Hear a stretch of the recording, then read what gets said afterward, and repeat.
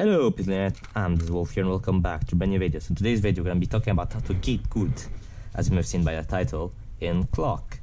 So, first things first, quick disclaimer, I won't be covering like having a good clock and practicing as two steps which are necessary.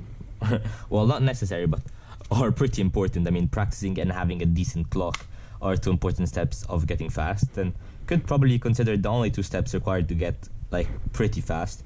But today I'm gonna be talking about more tips and tricks, looking at easy cases and what you can do to get faster. So yeah, let's get right into it. Now I'm gonna do a quick scramble. I scrambled wrong, but it doesn't matter, because the first tip we're gonna be talking about is having the 12 in different positions and flipping the clock once you finished your first step.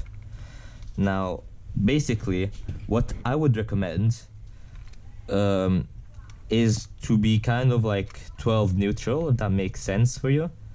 I mean, for the first phase, you're looking to either start it here, here, or here. Those are the three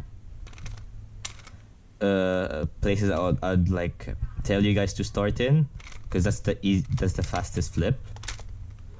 Those are the two fastest flips. This, like, they're all faster than this. So yeah, I try to recommend you guys trying to start on these different positions. It really takes like 5 solves to get used to. It's not that complicated, and what this allows you is to start using the upper pins, like using these two things as like the least possible. So for example here, obviously that's like literally my first 2 rotations with that, and I only had to use a bottom pin once, a bottom wheel once, sorry, and then the rotation, this is a bit faster than this, and I can continue with the rest of the solve. I'm not warmed up, so don't quote me on that. Now the next thing I'm gonna talk to you guys about is using lucky cases here. Oops, that's not exactly what I wanted to happen. There we go. Okay. Now we're gonna first be taking a look at this case. So obviously the one thing that's kind of important is when you have 2 together on your first phase, what you can do to diminish the amount of times you use these bottom wheels is try and keep the 2 upwards, so like this.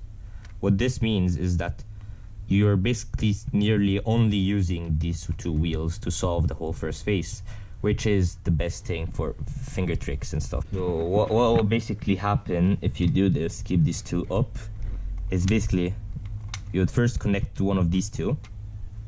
So let's say to this one, since this was the easiest. Still using only the up wheel, connect to this one, or this one if you want.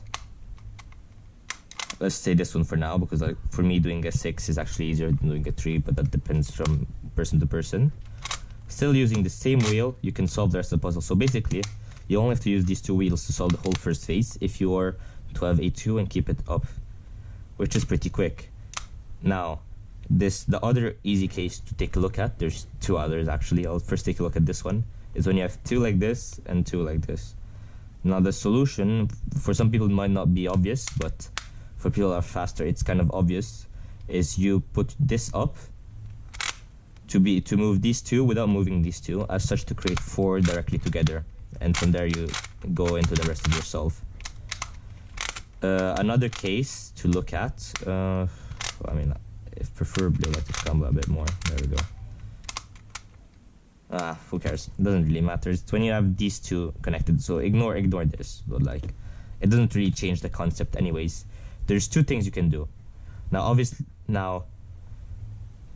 some people would recommend only doing one of the 2 things I'm about to suggest to you guys, but I think both ways to solve this are useful. And the first one is the more obvious one, is you put your pin up,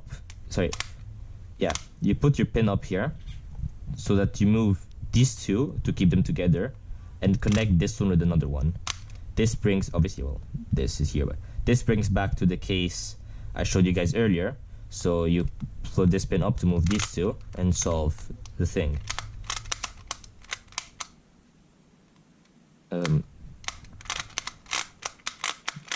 Let's try and scramble a bit more. There we go.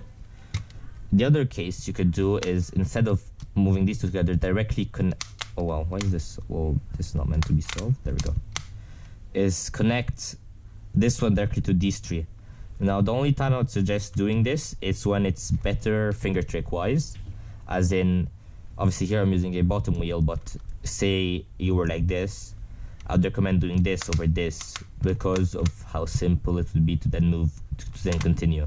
So basically you move this one here and then continue with your solve. Obviously I did a rotation here, but you shouldn't be doing rotations in clock. Okay. Now the final thing, as you guys may know, in clock, accuracy plays a big factor. So one thing I'd actually recommend is when you scramble, try and scramble quickly but accurately. So basically what I mean is use the scrambling process as practice. Now you might be wondering why, how, why, when, where, whatever. Well, basically the thing is in clock, the one thing that's gonna get you faster is turning more accurately.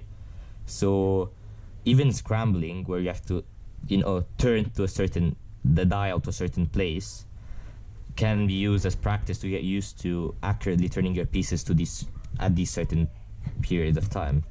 And yeah, that's really about it.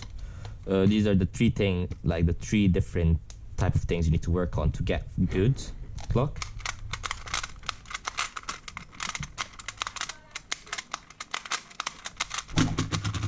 And yeah, I've been your boy Wolf. Thank you guys for watching, and I'll see you guys next time. Goodbye.